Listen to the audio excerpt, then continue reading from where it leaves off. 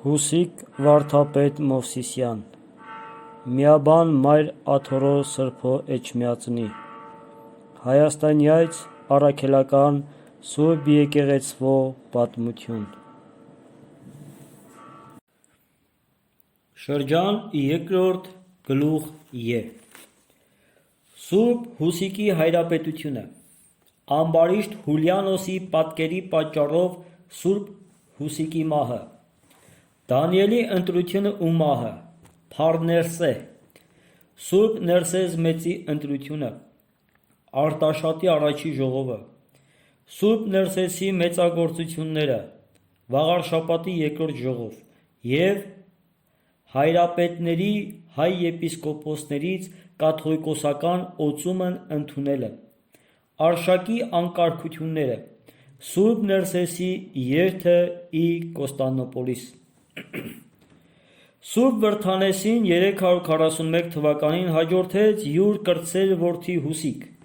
որ ամուսնացած էր Տիրան թագավորի աղջկա հետ և ուներ երկու որդի, Պապ և Աթանագինե։ Հուսիկ յուր ամուսնույն հաճությամբ արդեն առանձնացած և հրաժարված աշխարհի վայելչություններից աղոթքով և Սուրբ Գրոց ընթերցմամբ էր պարապում, երբ որ ընտրվեց կաթողիկոս և հետևելով յուր նախորդների օրինակին, սկսեց հոգ տանել եկեղեցու պայծառության։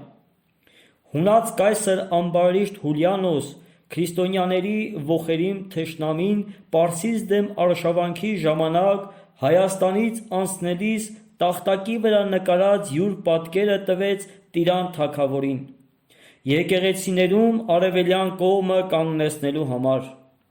Երբ Տիրան պատրաստվում էր այս պատկերը յուր ձեռքով դնել ծոփած գավառի յուր արքունական եկեղեցում, Սուրբ Հուսիկ խլեց և գետին ձգելով կոխոտեց ու փշրեց։ Այս բանի համար 347 թվականին Տիրան թագավորի հրամանով գանահար վախճանվեց յուր հայրապետության 6-րդ տարին և թաղվեց Թորդանում յուր հոր գերեզմանի մոտ։ Սուրբ Հուսիկի երկու որդիները իրենց վարուց ապականության արժանի չէին հայրապետական աստիճանի։ Ուստի նախարարները Տիրանի հաճությամբ Սուրբ Գրիգոր Լուսավորչի աշակերտներից Դանիել Ծերունուն 348 թվականին ընտրեցին կաթողիկոս։ Դանիելը ազգով ասորի էր և Սուրբ Լուսավորչից քահանա ձեռնադրվելով բնակվում էր Տարոնո Հացյաց դրախտ վանքում։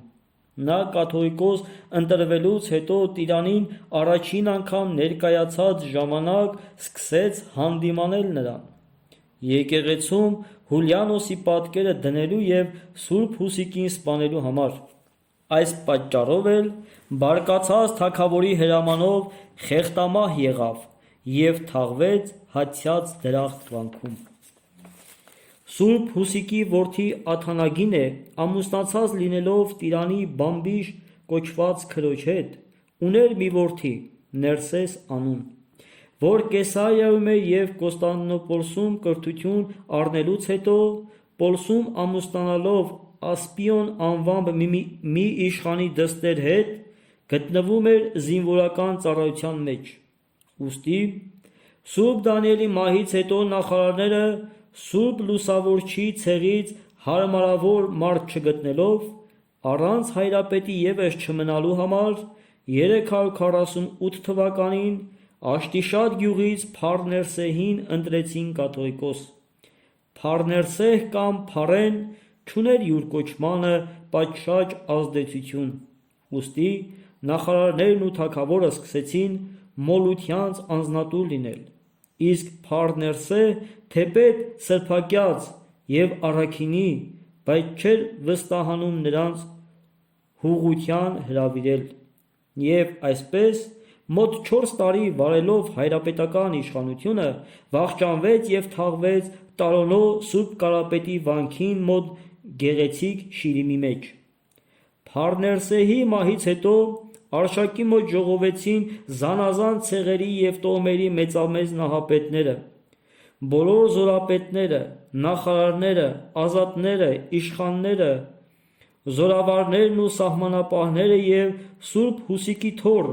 Աթանագինե որդի Ներսեսին, որ Պոլսից վերադարձած լինելով Արշակ թագավորի սենեկապետն էր կարգված, ընտրեցին կաթողիկոս։ Ներսես թեև հրաժարվում էր ընդունել այս պաշտոնը յուր անարժանությունը առաջ բերելով, սակայն չկարողանալով դիմադրել բոլորի ցանկությանը, հանձն առավ և ընտրությունից հետո 353 թվականին Կեսարիայի եպիսկոպոսից ստանալով օծումը, սկսեց եկեղեցու բարեկարգության և ժողովրդյան բարեկեցության համար հոգալ։ Սուրբ Ներսես իբրև լուսավորչի սերունդ, առաջնակարգ նախարարության շարավիղ և թագավորական տան մերձավոր ազգական, յուր այս բոլոր հանգամանքներով արդեն ակնածելի և ազդեցության տեր մարդ էր, իսկ յուր առաքինի վարքով սիրելի, զինվորական ժամանակ որբերի և այրիների հայր, հիվանդների ու թշվառների խնամակալն էր, նրա սեղանից անպակաս էին աղքատներն ու թշվառները։ Սուրբ Ներսես Սուրբ օծումը ընդունելուց հետո Կեսարիայից վերադառնալով 365 թվականին Արշակ թագավորի հավանությամբ և եպիսկոպոսների ու նախարարների ներկայությամբ ներմուծվելիք բարեկարգության համար Աշտիշատի առաջին ժողովը գումարեց։ Ժողովը բարեկարգության համար 6 կանոն սահմանեց, հաստատելով թագավորի հրամանով և յուր նզովքով։ Եվ ժողովի սահմանադրության համեմատ Սուրբ Ներսես սկսեց գործել։ Նա արգելեց մերձավոր ազգականների ամուսնությունը, որ նկատելի էր նախարարների մեջ, որպեսզի տոհմային ժառանգությունները ուրիշի ձեռքը չանցնեին։ Արգելեց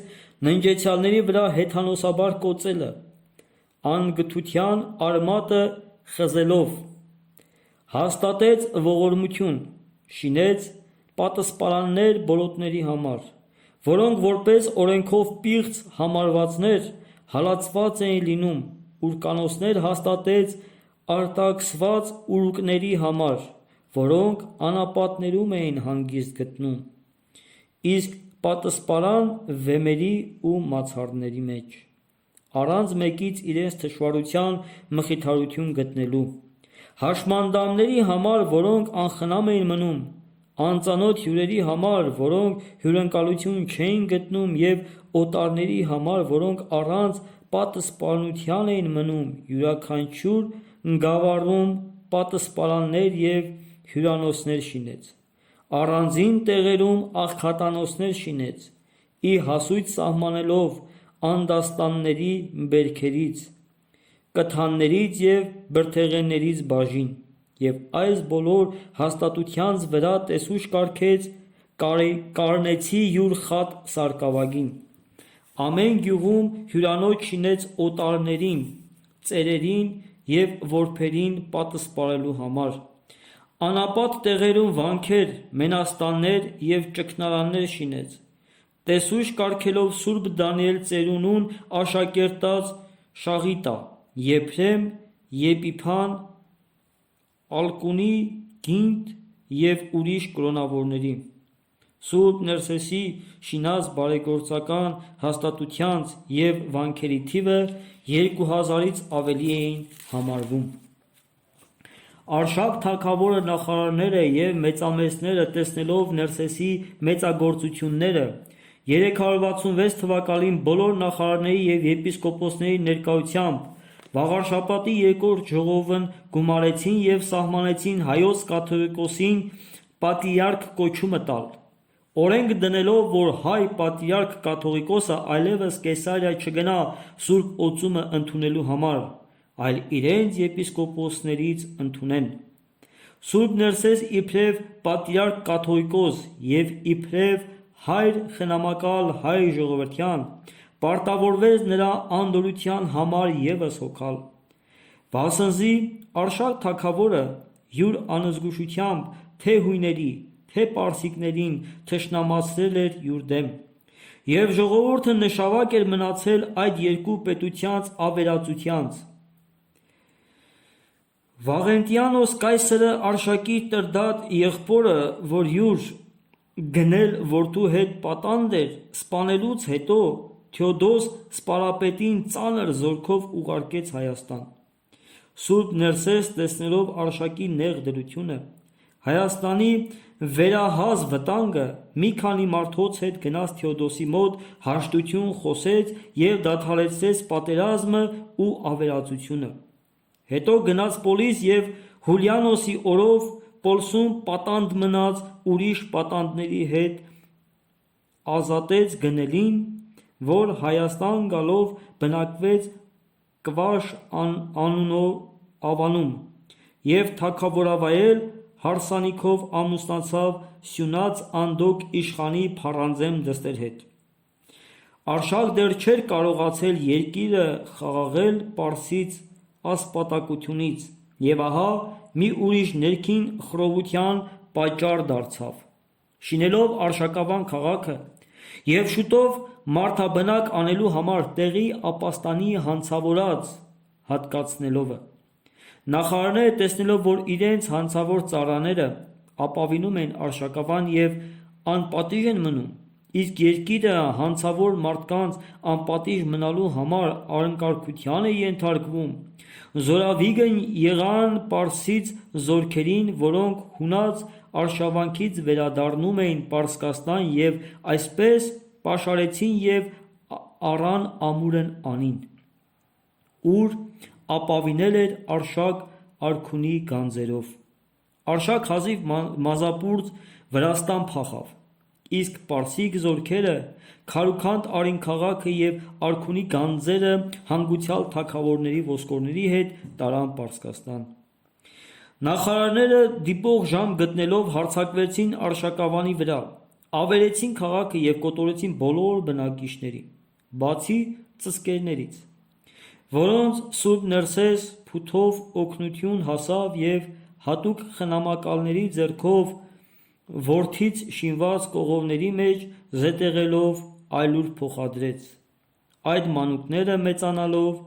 որդունիկ կոչվեցին։ Սուրբ Ներսեսի հորդորմամբ և նախարարների խնդրանոք Պարսից շապուր թագավորը հետ դարձրեց թագավորած ոսկորները, և որովհետև քրիստոնյա թագավորների ոսկորները խառնվել էին կռապաշտ թագավորների ոսկորների հետ, այս պատճառով էլ Վաղարշապատում չթաղեց, այլ Արագած լեռան ստորոտի Աղց ավանում։ Սուրբ Ներսես շատ աշխատելով կարողացավ Արշակ թագավորին և ավագ նախարարներին հաշտեցնել, միայն արծրունյաց Մեհրուժան և Մամիկոնյան Վահան անհաշտ մնացին և Պարսկաստան գնալով ուրացան քրիստոնեական հավատը և փառքի ու պատվի համար իրենց հայրենի երկիրը պարսիկների ավերածության ասպարեզ դարձրին։ Սուրբ Ներսես տեսնելով հույների նպատակը, որոնք Հայաստանին տիրելու համար միշտ աշխատում էին ներքին խռովությամբ ջլատել պարսիկների ջանքը, որ ամեն հնարք գործ էին դնում կործանելու Արշակունի հարստությունը, Հայաստանը Պարսից մի գավառ դարձնել և Մազդեզանց կրոնի դարձնելով ջնջել հայ անունը և նախարարների երկպառակտությունն ու ներքին խռովությունը, որով նպաստում էին թե հունած, թե պարսից նպատակներին, խորը խոցվում էր։ Նա որպես պահապան հրեշտակ հսկում էր, որ թագավորն ու նախարարները իրենց քրիստոնյա կոչման հետ քրիստոնեական մարդասիրությամբ և ընկերասիրությամբ վարվեն միմյանց հետ, և Սուրբ Ավետարանի փրկարար վարդապետության նմանեցնելով իրենց վարքն ու բարքը, շինության և եկեղեցու պայծառության պատճառ դառան, սակայն նրանք թուլության, զեխության և մոլորության մեջ ընկած պատուհաս էին դարձել միմյանց և ժողովրդին։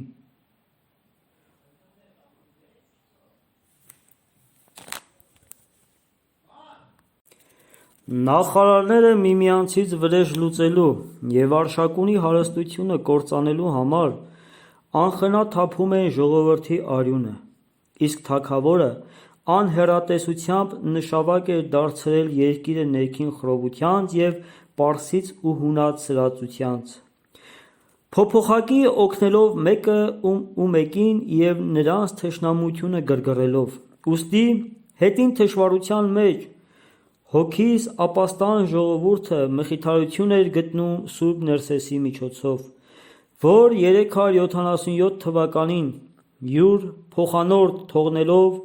Արշարունյաց եպիսկոպոս յուր խաց սարկավագին,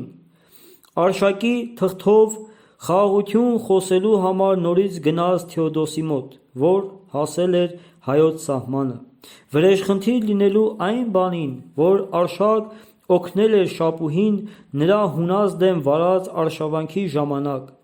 Սուրբ Ներսես հանձնելով Թեոդոսին հայոց աշխարհի հարկը և Արշակի պապ որդու հետ ուրիշ պատանդներ, հետ դարձրեց նրանց և ինքն էլ հետը Պոլիս գնաց։ Վերջ 5-րդ գլխին։